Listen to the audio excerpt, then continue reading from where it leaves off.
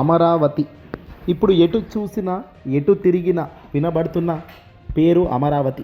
కూటమి అధికారంలోకి వచ్చి దాదాపుగా 20 నెలలు అవుతున్న సమయంలో అమరావతి రాజధాని అని ఆంధ్రప్రదేశ్కు క్యాపిటల్గా ఏకంగా చట్టంలో దిద్దుకునే అవకాశం కూడా ఉందంటూ ఇటీవల కేంద్ర హోంశాఖ మంత్రి అమిత్ షాతో చంద్రబాబు కలిసి కూడా ఖచ్చితంగా చట్ట నిబద్ధత తీసుకురావాలి అమరావతి రాజధాని అంటూ కూడా చెప్పుకొచ్చారు. ఏంటి అమరావతి, ఎందుకు స్పెసిఫిక్గా అమరావతి రాజధానిగా నిర్మించాలనుకుంటున్నారు? 2015లో స్టార్ట్ చేసిన ఈ అమరావతి రాజధాని హైదరాబాద్తో పోల్చుకోవడం వెనుక ఉద్దేశం ఏమిటి? హైదరాబాద్ ఒక మహానగరంగా ఎదిగిన తీరు మనకు తెలిసిందే. నేడు హైదరాబాద్ ప్రపంచంలోనే అగ్ర సిటీస్లో ఒక కీలకమైన నగరంగా, దేశం మొత్తం కూడా గుర్తించగలిగిన నగరంగా ఈరోజు పేరుగాంచింది హైదరాబాద్. అయితే ఇప్పుడు హైదరాబాద్ మాదిరిగానే అమరావతి చేస్తాను, అమరావతిలో అసలు ఏమీ లేదు, బేసిక్ ఇన్ఫ్రాస్ట్రక్చర్ మొదలు అసలు అన్నీ కూడా ఇప్పుడు ప్రారంభించాలి. మరి ఇలా ప్రారంభిస్తున్న ఈ అమరావతి గొప్పగా తీర్చిదిద్దుతాను అని చెప్తున్న చంద్రబాబు మాటల వెనుక ఉన్న ఉద్దేశం ఏమిటి? అదే వ్యక్తి అపోజిట్లో ఉన్న వైఎస్ఆర్సీపీ పార్టీ అధినేత జగన్మోహన్ రెడ్డి గారు అమరావతిని న్యాయంగా, ధర్మంగా అమరావతి రాజధానిగానే దాన్ని మెల్లిగా దాని వైపు ఫోకస్ పెడుతూనే, మరోవైపున ఆల్రెడీ ఫైనాన్షియల్ అంటే ఆర్థికంగా సెట్ అయిపోయిన నగరాలకు మరింత పెట్టుబడులు ఆకర్షించగలిగితే, మరింత పెట్టుబడులు తీసుకురాగలిగితే ఆ నగరాలతో ఈజీగా పైపెచ్చు 10-15 ఏళ్లలోనే ఏ హైదరాబాద్తోనో ఏ బెంగళూరుతోనో పోటీ పడే పరిస్థితి వచ్చే అవకాశాలు ఉంటాయి అనేది వైఎస్ఆర్సీపీ పార్టీ జగన్మోహన్ రెడ్డి గారు చెప్తున్నారు. ఇక్కడ మొదటి నుంచి ఏమీ లేదు కాబట్టి అన్ని డబ్బులు తెచ్చి అమరావతిలో పోస్తూ పోతే ఎంతకాలం అవుతుంది, ఎప్పుడు అవుతుంది అనేది కూడా మనకు ఒక సగటు మనిషిగా ఊహించే పరిస్థితి ఉండదు. వాస్తవానికి రియాలిటీలో ఒకసారి చూస్తే కనుక హైదరాబాద్ లాగా అమరావతి అవ్వాలంటే ఎంతకాలం పడుతుంది? సగటు మనిషికి వచ్చే ప్రశ్న ఇప్పుడు ఇదే. హైదరాబాద్ తయారైంది కదా, హైదరాబాద్ లాగా అమరావతి ఇక్కడ ఆంధ్రప్రదేశ్లో అవ్వాలంటే ఎంతకాలం పడుతుంది? హైదరాబాద్ ఎలా డెవలప్ అయింది ముందుగా అది చూడాల్సిన అవసరం ఉంది. 1956 నుంచి 1990 నెమ్మదిగా ప్రభుత్వ నగరంగా గ్రోత్ ఇక్కడ ఆరంభం పడింది.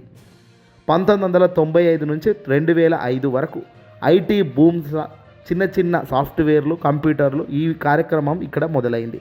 2005 నుంచి 2015 గ్లోబల్ సిటీగా మార్చబడింది హైదరాబాద్. 2015 తర్వాత metro, ring road, financial district లాంటివి ఇక్కడ అవతరించడం, ఆ తర్వాత మెల్లిమెల్లిగా గ్రోత్ కొనసాగించి ఈరోజు 2025-26 నాటికి ఏకంగా నగరం అంటే ఇదిరాబాయ్ అనేటట్టుగా తయారైంది. ఇందులో ముఖ్యంగా ఐటీ దిగ్గజాలు, అతిపెద్ద కంపెనీలు హైదరాబాద్లో రావడం, వాళ్ళు నిలదొక్కుకోవడం, వాళ్ళ సొంత ఆఫీసులను ఏర్పాటు చేసుకోవడం, లక్షల్లో ఐటీ ఉద్యోగాలు కల్పించడం లాంటి కార్యక్రమాలు ఇవి మెల్లిమెల్లిగా ఇయర్ బై ఇయర్ జరిగిన కార్యక్రమాలు. ఇందులో అనేక మంది ముఖ్యమంత్రులు వచ్చారు, వెళ్ళారు, అనేక మంది రాజకీయ పార్టీలు పరిపాలించాయి. అందరూ ఒక్క తాటిపైన అడుగులు వేస్తూ ఒకరి తర్వాత ఒకరు మరింత గ్రోత్ను పెంచుకుంటూ పోయారే తప్ప ఇక్కడ ఈ డెవలప్మెంట్ అనేది ఇలా మెల్లిమెల్లిగా సాగింది. ఇలా చెయ్యాలి అని ఎవరు అనుకోలేదు, ఇలా జరుగుతుందని కూడా ఎవరు అనుకోలేదు. ఇదంతా యాదృచ్ఛికంగా జరిగింది. ముఖ్యమైన గమనిక పాయింట్ ఏంటంటే ఇది ఒక ప్రాసెస్లో జరిగిన కార్యక్రమం. కనీసం 40-50 సంవత్సరాల ప్రాసెస్లో భాగంగానే ఈరోజు హైదరాబాద్ ఇలా కనబడుతుంది. దీని వెనకాల కఠోర 45 సంవత్సరాల దీక్ష కనబడుతుంది. 45 సంవత్సరాలకు ముందే గ్రహించి ఎవరు కూడా ఏ పని చేయలేదు. ఆయా పరిస్థితి, ఆయా ప్రభావం, ఆయా పనులు వెరసి ఇక్కడ ఉన్న ల్యాండ్, ఇక్కడ ఉన్న హైట్, చుట్టూ ప్రాంతాల వారిగా అన్నీ కూడా డెవలప్ అవుతూ వచ్చాయి. ఇంకా వేరే అమరావతి విషయానికి వద్దాం. అమరావతి పరిస్థితి ఏమిటి? 2015లో స్టార్ట్ అయింది. ఇది మధ్యలో దాదాపు 5 ఏళ్ళు ఆగిపోయింది. అంటే 18-19 టైం నుంచి మళ్ళీ 2024 దాకా సైలెంట్లోనే ఉంది.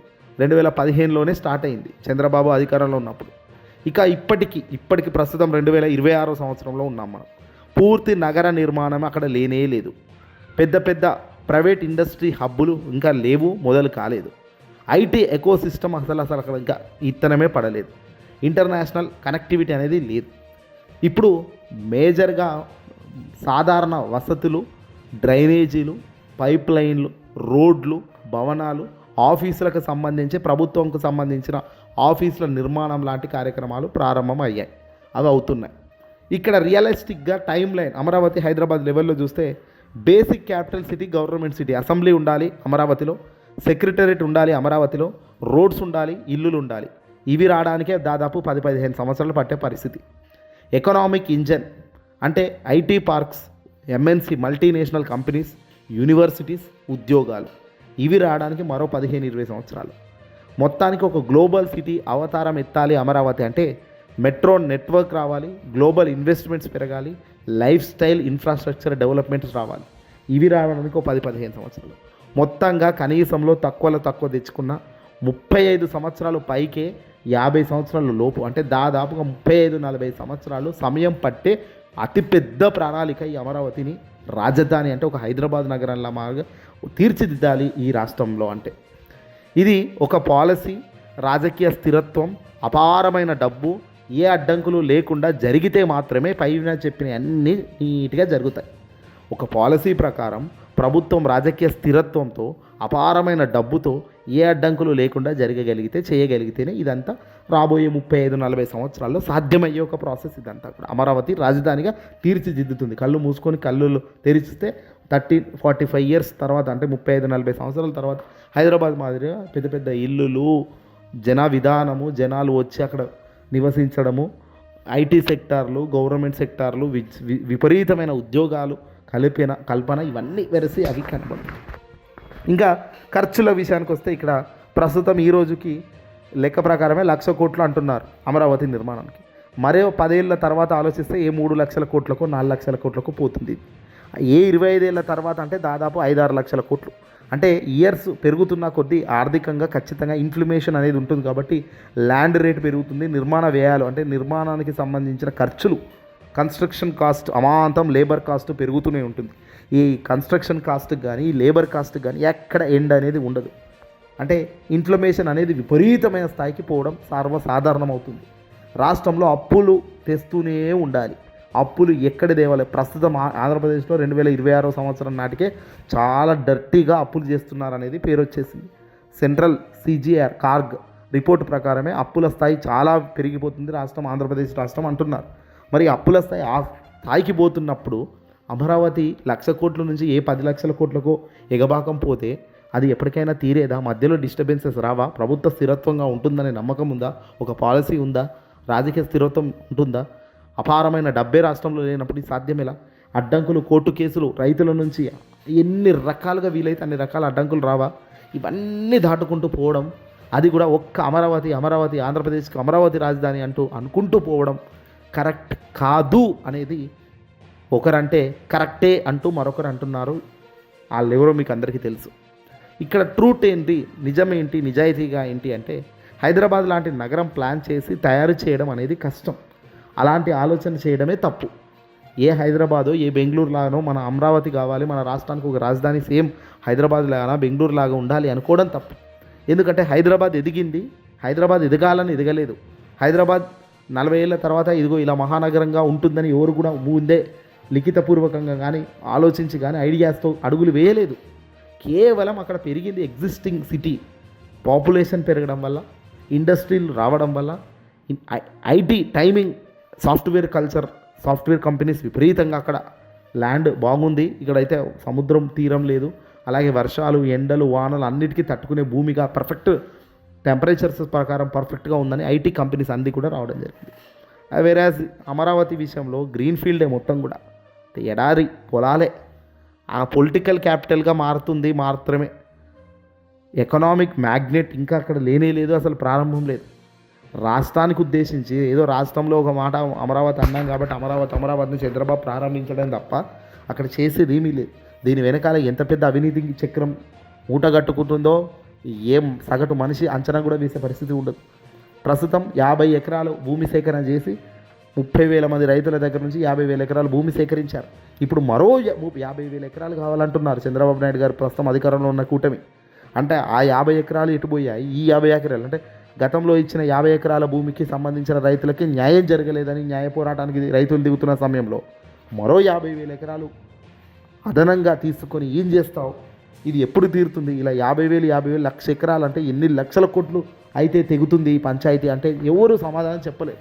కానీ ఇది ఎమోషనల్గా తీసుకొని రాజధాని హైదరాబాద్ అమరావతి రాజధాని అంటూ ఇలా విచ్చలవిడిగా పొలిటికల్గా దీన్ని వాడుకుంటూ రాజకీయంలో అడుగులు వేస్తూ కేవలం పొలిటికల్ మైలేజ్ కోసం చేద్దాం అనుకోవడం కరెక్ట్ అయితే కాదు. అందుకే మొదటి నుంచి కూడా వైఎస్ఆర్సీపీ పార్టీ అధినేత జగన్మోహన్ రెడ్డి గారు ఏదో ఎన్నికల్లో గెలవడానికో లేదంటే ఇంకోటో అంటే తాను కూడా దీనికి తందాన అనేవాడేమో. కానీ తాను అలా అనుకోవడం లేదు. తాను అనుకుంటుంది ఏంటంటే రాబోయే 20-30 ఏళ్లలో ఇలాంటి ప్లాన్లు ఇలాంటి కార్యక్రమాలు హిట్ కావు కాబట్టి ఖర్చు పెరుగుతూనే ఉంటుంది. దానికి అదుపు ఉండదు కాబట్టి రాజకీయ మార్పులతో దశ మారుతుంది కాబట్టి నష్టం భరించాల్సింది చంద్రబాబు నాయుడు గారో కాదు, నష్టం భరించాల్సింది జగన్మోహన్ రెడ్డి గారు కాదు, ఏ ఇతర పార్టీ నాయకులు అంతకన్నా కాదు, పార్టీ అసలు భరించదు. నష్టం భరించాల్సింది కేవలం రాష్ట్ర ప్రజలే. నష్టం భరించాల్సింది కేవలం ఆ రాష్ట్రంలో పనిచేస్తున్న ప్రజలే. ట్యాక్సుల రూపంలో కావచ్చు, ఖర్చుల రూపంలో కావచ్చు, ఇన్కమ్ రూపంలో కావచ్చు, గడుగున కట్ చేసుకుంటూ పోతుంది ప్రభుత్వం. మీ డబ్బు, ప్రజలు సంపాదించే డబ్బును మొత్తం కూడా ఈ మిత్తిలకు అసళ్ళకే పోతుంటాయి. అప్పుడు రాష్ట్రం డెవలప్ అయ్యేది ఎక్కడ? రావాల్సినవి తెస్తే ఎంతో అద్భుతంగా అభివృద్ధి చెందే పక్క నగరాలు ఉన్నాయి. హైదరాబాద్ లాగా కాకపోయినా ఆంధ్రప్రదేశ్లో మంచి సిటీస్ ఉన్నాయి, ఎకో సిస్టమ్ ఉన్న సిటీస్ ఉన్నాయి. అలాంటి సిటీస్ వైపు అభివృద్ధి చేయగలిగితే, వాటికి బూస్ట్ ఇవ్వగలిగితే అద్భుతంగా ఉంటుంది. ఇలాంటి మోడల్ ఎందుకు ఆంధ్రప్రదేశ్ ప్రజలు గుర్తించడం లేదు? కేవలం రాజకీయంగా మాత్రమే యుద్ధం చేద్దాం అనుకుంటే అది వేరే విషయం. కానీ ఇక్కడ ప్రాక్టికల్ నేచర్తో ఆలోచిస్తే వాస్తవానికి చాలా దగ్గర అవుతారు మీరు. రాష్ట్రానికి తక్కువ నష్టం వచ్చే బెస్ట్ మోడల్స్ ఉన్నాయా? రాష్ట్రానికి తక్కువ నష్టం వచ్చి లాభం దేవుడెరుగు, ముందుగా రాష్ట్రం పైన భారం పడకుండా క్యాపిటల్ అయినే ఒక అసంతృప్తిని సంతృప్తి చేసే పద్ధతులు ఉన్నాయా అంటే ఎందుకు లేవు? దాన్నే decentralisation development plus light capital model అంటారు. భారీ సూపర్ క్యాపిటల్ పెట్టకుండా ఇప్పటికే ఉన్న నగరాలని ఎకనామిక్ ఇంజన్లుగా మార్చడం, అమరావతిని కేవలం అడ్మినిస్ట్రేటివ్ క్యాపిటల్గా ఉంచుతూ పక్కకున్న నగరాలను, ఇప్పటికే ఆల్రెడీ సెట్ అయిన మౌలిక వసతులు ఉన్న నగరాలను ఎంపిక చేసుకున్న ఆ నగరాలకు ఎకనామిక్ ఇంజన్ బూస్ట్ చేయగలిగితే ఆ నగరాలు రాష్ట్రం మొత్తం వెలుగుతాయి అన్నదే వైఎస్ఆర్సీపీ పార్టీ జగన్మోహన్ రెడ్డి గారు మొదటి నుంచి చెబుతున్న మాట. జగన్మోహన్ రెడ్డి గారు చెప్పడంలో ఫెయిల్ అవుతున్నారు, వాస్తవానికి చూపించడంలో మరింత ఫెయిల్ అవుతున్నారు. తాను ఏమనుకుంటున్నాడో తాను చెప్పే విధానంలో కూడా అస్పష్టంగా చెప్పేసరికి అది అస్పష్టత మరింత దారుణంగా వాళ్ళకు డ్యామేజ్ చేస్తుంది తప్ప మరొకటి కాదు. ఈ మోడల్ ఎలా ఉంది ఏమిటి అని చూస్తే కనుక అమరావతి అనేది లో కాస్ట్ క్యాపిటల్, అంటే అమరావతి అనేది రాజధానిగా ఉంటుంది. కానీ ఇక్కడ అసెంబ్లీ ఉంటుంది, సెక్రటేరియట్ ఉంటుంది, హైకోర్టు ఉంటుంది, లిమిటెడ్ గవర్నమెంట్కి సంబంధించిన ఇల్లులు ఇక్కడ ఉంటాయి. సింబాలిక్గా క్యాపిటల్ ఐడెంటిటీ మార్చడంలో మేము ఎప్పుడు వెనకడుగు వేయము. అమరావతిని రాజధాని అని జగన్మోహన్ రెడ్డి గారు చెప్పి ఉంటే బహుశా ఎన్నికల్లో కూడా ప్లేస్ అయ్యేది. మొన్నటి ప్రెస్ మీట్లో కూడా అద్భుతంగా మార్కులు పడేటివి. జగన్మోహన్ రెడ్డి గారు ప్రజలకు ఇప్పుడు చెప్పాల్సింది ఏంటంటే అమరావతి అనేది రాజధానే కానీ లో కాస్ట్ క్యాపిటల్ కింద దీన్ని పెట్టడం జరుగుతుంది. అంటే అమరావతి రాజధాని అనేది ఇలా చెప్పుకుంటూ పోయి దీన్నే బలోపేతం చేయాలి. కానీ తెర వెనకాల వీళ్ళు ప్రభుత్వంగా చేయాల్సిన పనులు ఏమిటంటే ఇక్కడ కేవలం అసెంబ్లీ, సెక్రటరేట్, పెద్ద పెద్ద రోడ్లు నిర్మాణాలు చేస్తూ ప్రస్తుతం ఏవైతే చంద్రబాబు నాయుడు గారు అధికారంలో ఉన్నప్పుడు చేసిన పనులన్నిటికీ ముందుకు తీసుకెళ్ళి ఒక కొలిక్కి తెచ్చేస్తే 50,000 కోట్లకో 1,00,000 కోట్లకో క్లోజ్ అయ్యేది. ఎందుకంటే ఇది ఆల్రెడీ ప్రారంభించారు. ఇప్పుడు చెయ్యము అంటే కుదరదు కాబట్టి ఆల్రెడీ ప్రారంభించున్నారు కాబట్టి ఆ రైతులపై భారం తగ్గుతుంది, భూసేకరణ తగ్గుతుంది, అప్పులపై ఒత్తిడి కొద్దో గొప్ప తగ్గుతుంది. ప్రస్తుతం ఓ 10 ఏళ్లలో క్లోజ్ అయ్యే పరిస్థితికి వస్తుంది. అప్పుడు విశాఖపట్నం లాంటి పట్టణం ఎంపిక చేసుకొని ఎకనామిక్ క్యాపిటల్ని అక్కడ బూస్ట్ చేసుకుంటూ పోవాలి. రాజధాని అమరావతి కానీ విశాఖపట్నం మాత్రం ఎకనామిక్ ఇండస్ట్రీ. ఇప్పుడు చంద్రబాబు నాయుడు గారు చేస్తుంది కూడా అదే పని కదా. ఆయన కేవలం అమరావతి రాజధాని అని మార్కెటింగ్ మాత్రం పీక్స్ చేస్తున్నాడు. కానీ తెర వెనకాల ప్రభుత్వం నడిపించేది అమరావతిలో ఈ assembly, secretary, high court, government houses, ఇతర కార్యక్రమాలు అన్నీ పెడుతున్నారు. హైదరాబాద్ను అమరావతితో పోలుస్తూ వాళ్ళు హంగామా చేస్తున్నారు. కానీ నిజంగా హంగామా అంతా కూడా ఉత్తదే. వాళ్ళు నిజంగా చేస్తుంది ఏమిటి? జగన్ చెప్పిందే చేస్తున్నారు. జగన్ మనసులో ఉన్నదే చేస్తున్నారు. జగన్ ఏదైతే తాను ఆశించాడో అదే చేస్తున్నారు. జగన్ చెప్పిందే చంద్రబాబు ప్రభుత్వం చేస్తుంది, చంద్రబాబు కూటమి చేస్తుంది. కానీ ఇక్కడ కుండబద్దలు కొట్టే నిజాలు ఏందయ్యా అంటే మేము చెప్పేది చంద్రబాబు మార్కెటింగ్ పీక్స్లో చేస్తున్నాడు, డైవర్షన్లో కొద్దిగా లైట్గా డైల్యూషన్లో తాను వెళ్తున్నాడు.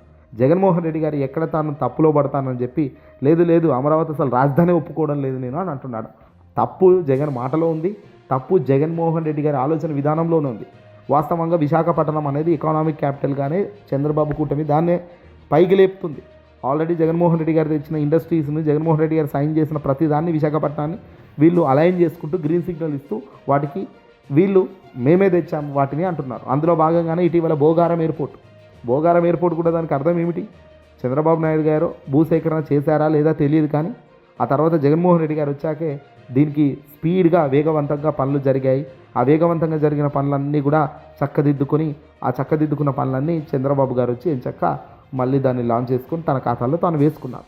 ఇక్కడ విశాఖపట్నం ఎకనామిక్ క్యాపిటల్గా బూస్ట్ ఇస్తున్నారు చంద్రబాబు నాయుడు గారు. కానీ చెప్పేది మాత్రం విశాఖపట్నం రాజధాని అని అనట్లేదు.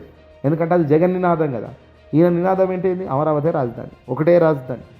కానీ చేసేది మాత్రం డెవలప్ ఇతర ప్రాంతాలను చేస్తున్నారు. కానీ ఇక్కడ జగన్మోహన్ రెడ్డి గారు చెప్పడము 3 రాజధానులు అని చెప్పారు. అదేంటి 3 రాజధానులా అని ఒక క్వశ్చన్ ప్రతి ఒక్కరిలో ఏర్పడింది. దీన్ని సరైన విధానంగా డ్రైవ్ చేయలేనప్పుడు ఫెయిల్ అవ్వడం సాధ్యమే. అది జగన్కు దెబ్బ కొట్టింది. విశాఖపట్నం ఎకనామిక్ క్యాపిటల్గా ఉంచుతూనే already developed tourism, global connectivity, IT industry, fintech, startups కంపెనీలకు పుష్ చేస్తూ పోర్ట్ బేస్డ్ ఇండస్ట్రీలు, అక్కడ నగరంలో పూర్తిగా సముద్ర తీరం కాబట్టి అక్కడ చాలా పోర్టు వ్యాపారాలు ఉంటాయి. ఇవన్నీ కూడా ముందుకు నెట్టుకుంటూ వస్తే గవర్నమెంట్ స్పెండింగ్ తక్కువ, ప్రైవేట్ ఇన్వెస్ట్మెంట్ ఎక్కువ అవుతుంది. Vijayawada, Guntur commercial, logistics hub, trade, education, real estate ఆర్గానికల్గా గ్రో అవుతుంది. Kurnool, Anantapur judicial industry balance అవుతుంది. లా ప్లస్ మ్యానుఫ్యాక్చరింగ్, రాయలసీమకి ఈక్విటీ వచ్చినట్టు అవుతుంది. ఇవన్నీ కూడా వెరసి రాష్ట్రం మొత్తానికి ఒక కవచంలాగా ఉంటుంది. కర్నూలులో న్యాయ వ్యవస్థ ఏదైతే కోర్టులు ఉండాలో అవి కూడా పెట్టి కర్నూలులో ఒక పాయింట్లో తీసుకొని విజయవాడకు సంబంధించి ఇదంతా అమరావతి, విజయవాడ, గుంటూరు అంతా కూడా ఒక commercial logistic hub plus industries government అక్కడే ఉన్నాయంటూ చిత్రీకరిస్తూ ముందుకెళ్ళడం. అల్టిమేట్గా దీని ద్వారా భారీ అమరావతి సూపర్ క్యాపిటల్ అనేది చాలా వరకు ఖర్చు తగ్గుతుంది. టైం 30 నుంచి 50 ఏళ్ళ నుంచి రిస్క్ ఉంటుంది. ప్రజల భారం చాలా పడుతుంది. కానీ అదే ఒక రాజధాని అని చెబుతూ విశాఖను మాత్రం డెవలప్ చేస్తూ పోతే ఖర్చు మధ్యస్తు ఉంటుంది. టైం 15-20 ఏళ్ళే అవుతుంది. రిస్క్ నార్మల్ ఉంటుంది. ప్రజల భారం నార్మల్ ఉంటుంది. ఇది డిసెంట్రలైజ్డ్ ప్లస్ లైట్ క్యాపిటల్ అంటే మొత్తం ఖర్చు తక్కువ ఉంటుంది. టైం ఇంకా తక్కువ, 10-15 ఏళ్ళలో అయిపోతుంది. రిస్క్ చాలా లో ఉంటుంది. ప్రజల భారం కూడా చాలా వరకు తగ్గుతుంది. ఎందుకు ఇదే బెస్ట్ అంటే ఇన్ఫ్లేషన్ రిస్క్ తగ్గుతుంది. ఇయర్ పెరిగే ఇన్ఫ్లేషన్ని తట్టుకొని రాష్ట్రం నిలబడాలంటే ముందుగా ఈ ప్రాసెసే మేలు. పాలసీ మారితే ప్రాజెక్ట్ స్టాల్ కాదు. ఒక ప్రాంతానికి మాత్రమే లాభం కాదు. రైతులకు పన్ను చెల్లించే ప్రజలకు రక్షణలో ఉంటారు. ఇప్పటికే ఉన్న నగరాల శక్తిని వాడుకుంటాం. అల్టిమేట్గా రాష్ట్రం కొత్త హైదరాబాద్ తయారు చేయాలని ట్రై చేస్తే నష్టం వస్తుంది. పలానా ఉన్న రాష్ట్రాలను చూపిస్తూ, ఉన్న రాష్ట్రాల నగరాలను చూపిస్తూ, పక్క రాష్ట్రాల నగరాలను చూపిస్తూ నేను హైదరాబాద్ లాగా చేస్తా, నేను బెంగళూరు లాగా చేస్తా, నేను చెన్నై లాగా చేస్తా, చెన్నై అనుకుందా చెన్నై లాగా అవుతుందని, హైదరాబాద్ అనుకుందా నేను హైదరాబాద్లానే అవుతానని వివరిసి అక్కడ ఆయా పరిస్థితులు, సమయము అన్నీ కలిసి వస్తేనే ఇలాంటి నగరాలు అవుతాయి. చెప్పలేము. రేపొద్దున అమరావతికి సంబంధించి విశాఖపట్నమే అన్నిటికంటే నెంబర్ 1 స్థానంకి అతి తక్కువ టైంలో వెళ్ళొచ్చు, చెప్పలేము. కానీ ఇక్కడ దాంతో కంపీట్ చేసుకోవడం కన్నా మనం ఏం చేస్తున్నాము, రాష్ట్రానికి భారం లేకుండా ప్రజలకు ఒక రాజధాని అందియగలుగుతున్నామా లేదా అన్నది పాలకులు ఆలోచించాలి తప్ప ప్రజలకు ఎటు వీలైతే అటు మాట్లాడగలుగుతాము, ప్రజల కోసం రేపొద్దున ఓట్లు ఎటు పడతాయనే కేవలం ఓటు అనే దానిపైనే ఫోకస్ చేస్తూ అడుగులు వేయగలిగితే నష్టం విపరీతంగా వస్తుంది అన్నదే మా ఇంటెన్షన్. ఏదేమైనా జగన్ నువ్వు చెప్తున్నదే చంద్రబాబు చేస్తున్నాడు. కానీ తన మార్కెటింగ్ స్ట్రాటజీ, తన అనుభవంతో తాను ఏం చెప్పాలి, ఎలా డైవర్ట్ చేయాలనే దాని మీద దానం ఫోకస్ చేస్తుంటే నువ్వు ముందస్తు జాగ్రత్తలో నీకు ఎక్కడో గాయం తగులుతుంది, మళ్ళీ ఇది నన్ను మాట మార్చారంటారని నువ్వు ముందస్తు చర్యల్లో భాగంగానే అంటున్నావు. నీ ఇంటెన్షన్ను ప్రాపర్గా ప్రజలకు చెప్పడంలో, చూపించడంలో ఫెయిల్ అయ్యారని అయితే క్లియర్గా ఇక్కడ వైఎస్ఆర్సీపీ పార్టీ వాళ్ళు ఒప్పుకోవాల్సిన అవసరం ఖచ్చితంగా ఉంటుంది.